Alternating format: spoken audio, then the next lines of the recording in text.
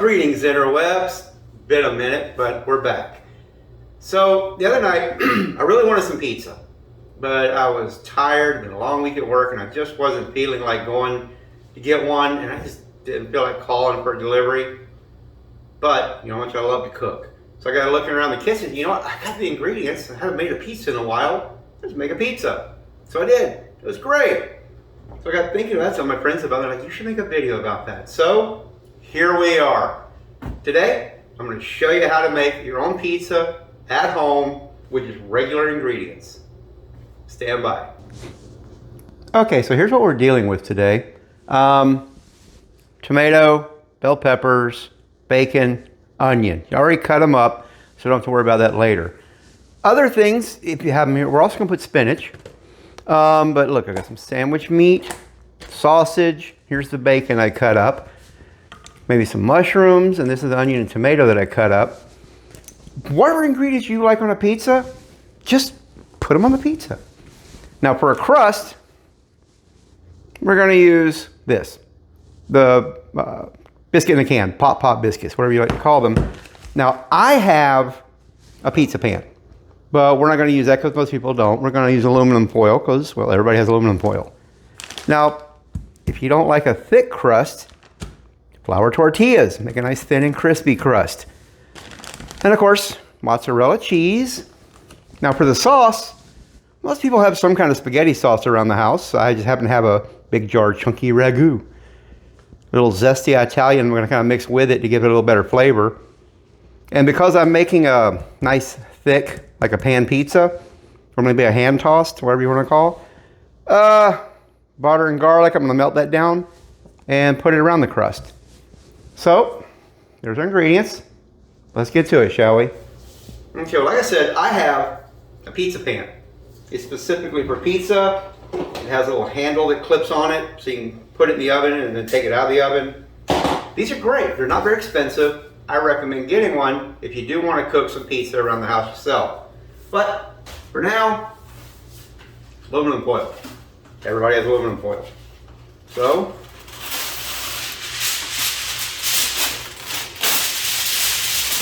we'll start with this.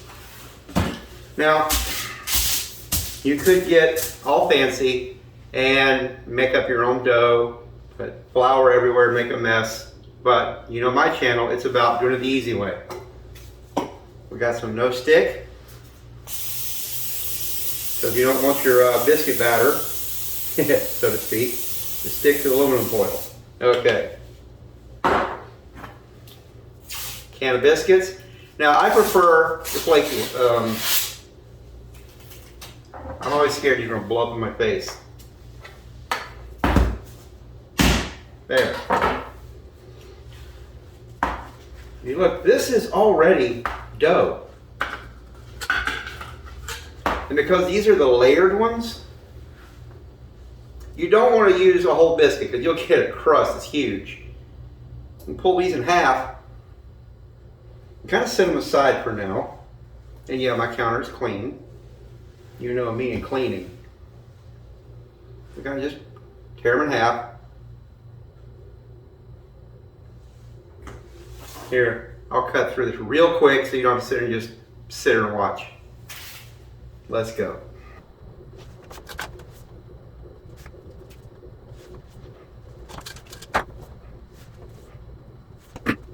Okay, I've cut them all in half, or torn them in half, I should say. I'm going to start setting them around in basic shape of a pizza crust. Then we'll squish them together after we make a nice circle.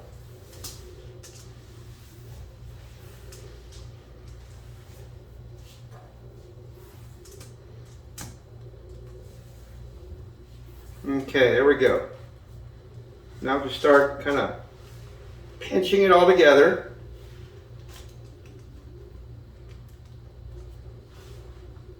Where they go together, you don't want to leave holes.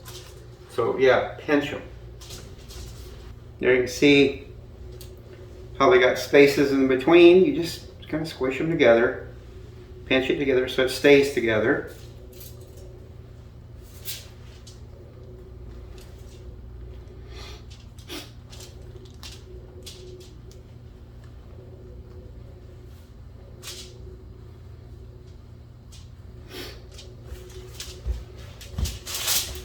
I just squish it out a bit. Just forget, you don't want this to be really thick. If you leave them, small, it's going to, grow thick. That's a biscuit. So you squish them out thicker, they'll be, or wider, they'll be thinner when they cook. Plus, you kind of want to get the edges sorted together as well.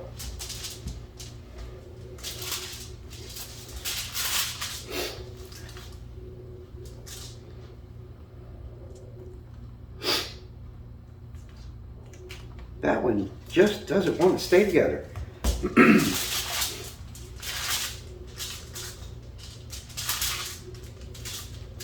There we go. So you can kind of stretch it and play with it, work it.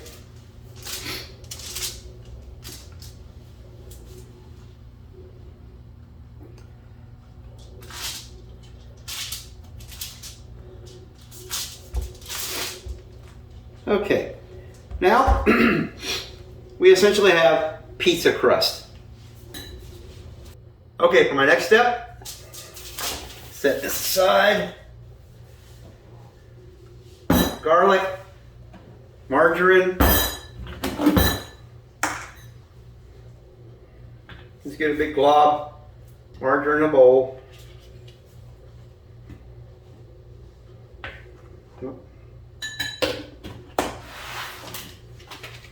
Dump in some garlic.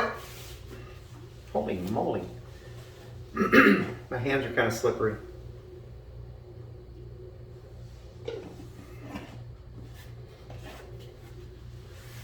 Okay, I'll stick this in the microwave for a minute just to melt down the margarine. Make garlic butter.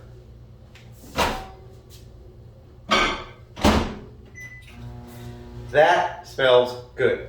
Now while we're waiting, I'm going to go ahead and preheat the oven. 425.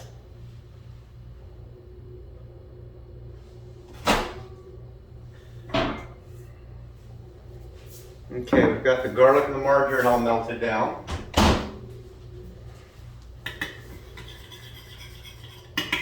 Give it a stir. Get that last little bit that's on my spoon. Okay. Put this around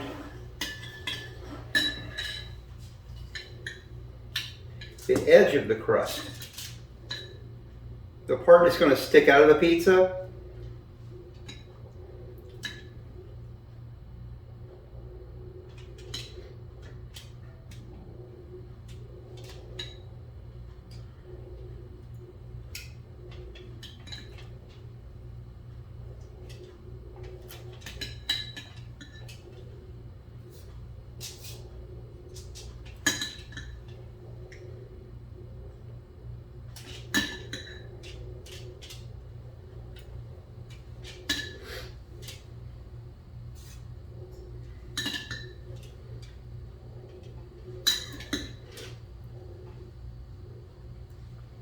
I'm spreading the garlic, the minced garlic as well.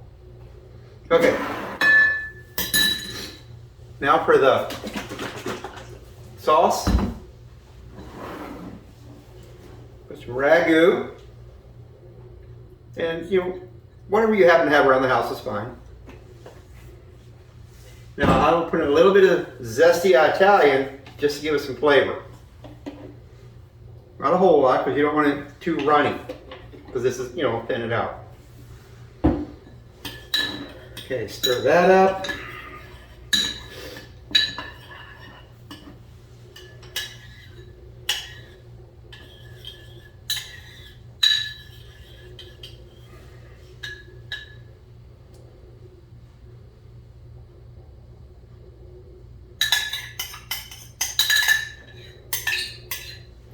There, and I just spread it around.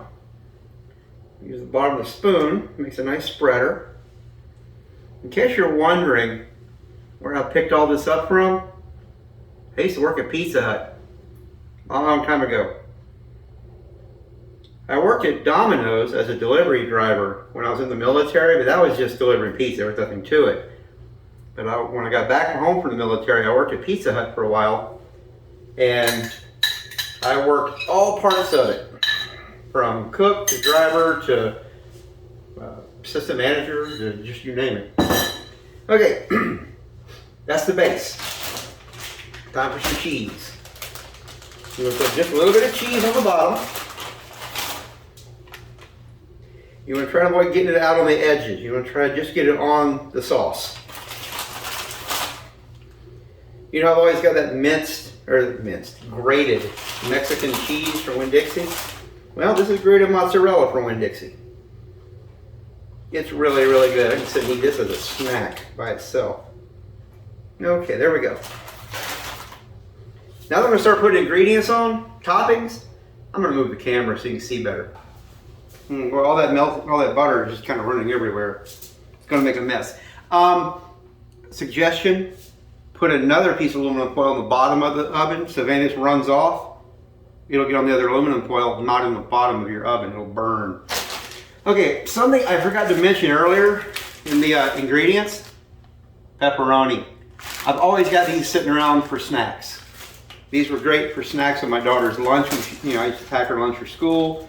They're great for snacks just sitting around the house. I've always got pepperoni, so that's what made me think of making a pizza the other night was I was snacking on some pepperoni.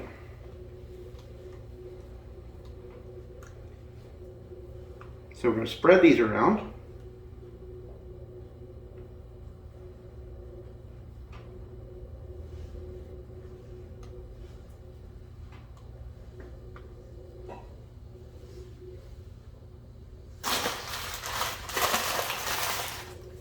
And if you kind of might accidentally eat one, just keep it to yourself. Well, that'd be your little secret.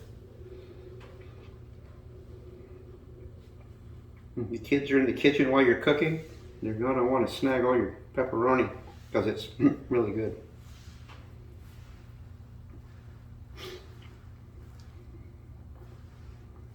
Now, another secret, and this is kind of important actually, when you make pizza, make sure you spread the ingredients out. Don't let stuff pile up in the center. Natural inclination is just pile stuff in the middle. That's a problem. When you do that, then the dough in the middle will still be gooey. It won't cook all the way. And even some of the stuff in the middle, the ingredients, won't necessarily cook all the way. So make sure it's evenly spread. Muy importante. Okay. These ingredients, well, I'm going to put the spinach first. It's thin and leafy, and it can burn. So I'm going to kind of bury it under the other ingredients. Now this is just me. I love, fresh spinach. You've seen me use it many times. I personally really like mushrooms on my pizza. My daughter hates mushrooms. And since this is for both of us, okay, I'll skip the mushrooms because, I'm a good father. At least I try to be.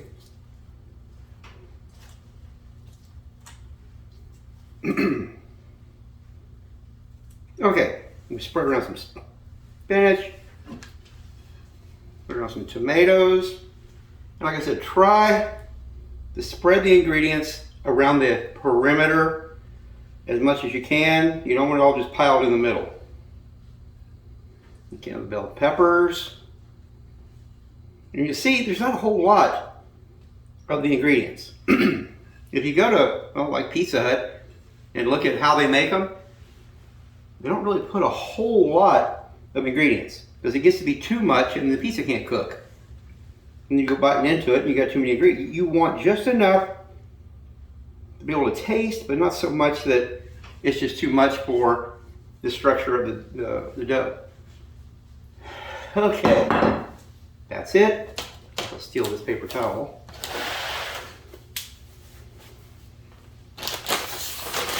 I'm going to put the cheese on the top. And again, like I said, make sure you're putting the cheese around the outside and not in the middle. If it's all in the middle, it'll be just too much. And I've said it repeatedly, but it bears repeating because it's that important. But like I said, the natural inclination is to just kind of pile the stuff. That causes big problems. See, I just put a little in the middle. Most of the cheese is around the outside.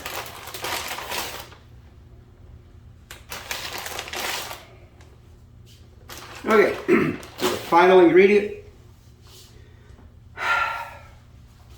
This, a little bit of Italian seasoning. You don't necessarily need this, but since I have it, it makes a little good flavor. There. Now, as I say, final ingredient, the bacon.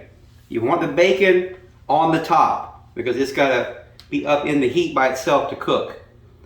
And you really want to go easy on the bacon. Bacon's greasy. When it starts cooking, you get bacon grease everywhere. And it'll make things kind of, gooey. So yeah, go easy on. This is just one strip of bacon. Only one. I just cut it in half and then cut those into little pieces.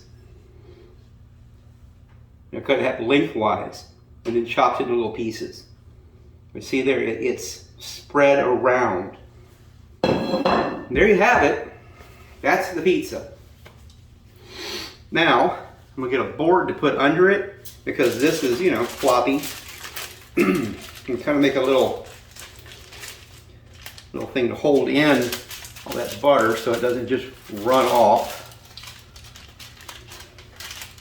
You make little walls around it. There we go. Now, this is a big cutting board I use later. Ta-da! If you don't have one of these, just something big and flat, because you really, there. Got easy to slid over, and it'll do the same thing, sliding it onto the rack in the oven. Okay, so here's a piece of aluminum foil on the bottom. That's where I made pizza the other day. So I'm going to try and slide this in nice and easy. There we go. Just try to be slow and gentle. There, that's in. 425. We're going to set it initially for 15 minutes.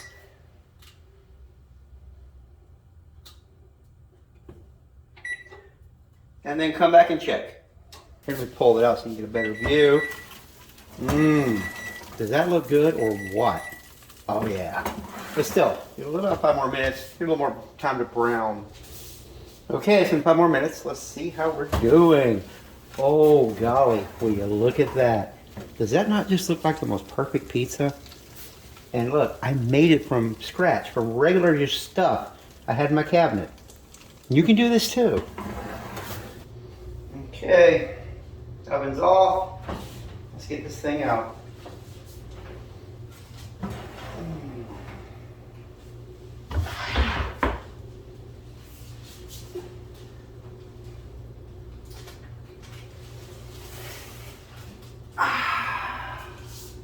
All right.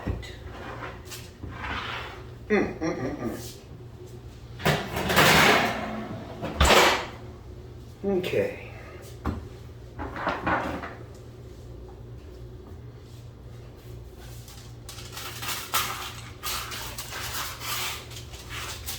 Just kind of loosen it from the aluminum foil all around.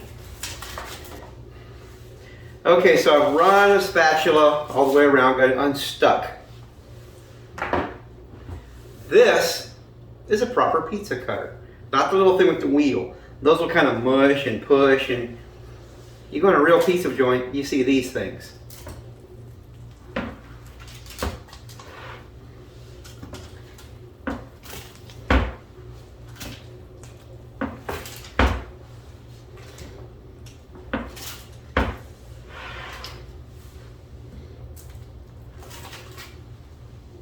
You cut it in half, and half again, and half those, and you have a properly cut pizza.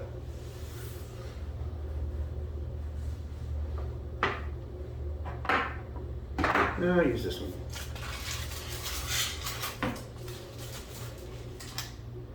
3 slices of pizza. Hot, steamy, delicious, homemade, you did it yourself, you can be very proud of kind of pizza made out of fresh ingredients. Well, not necessarily fresh, but your own ingredients from your own cabinet.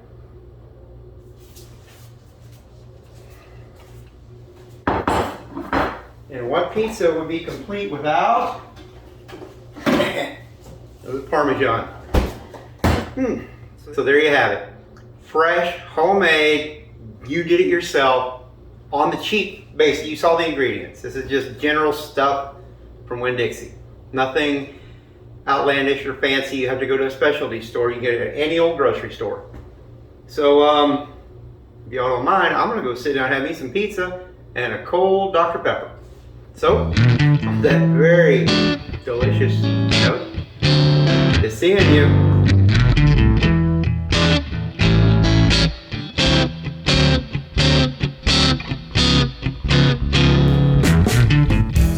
Every weekend, same old routine. You plan too much to do, you